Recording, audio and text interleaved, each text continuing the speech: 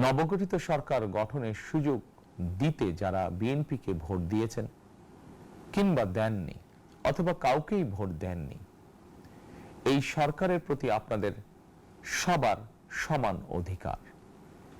BNP সরকার বিশ্বাস করে দল মত ধর্ম দর্শন যার যার, রাষ্ট্র সবার। এই দেশে এই রাষ্ট্রে একজন বাংলাদেশী হিসাবে আপনার আমার আমাদের প্রতিটি বাংলাদেশী নাগরিকের অধিকার সমান। প্রিয় দেশবাসী, আল্লাহ আমাদের সবাইকে নিরাপদ এবং সুস্থ রাখুন। আল্লাহ আমাদের সকলকে ইতিবাচক পরিকল্পনাগুলো বাস্তবায়নের তৌফিক দিন।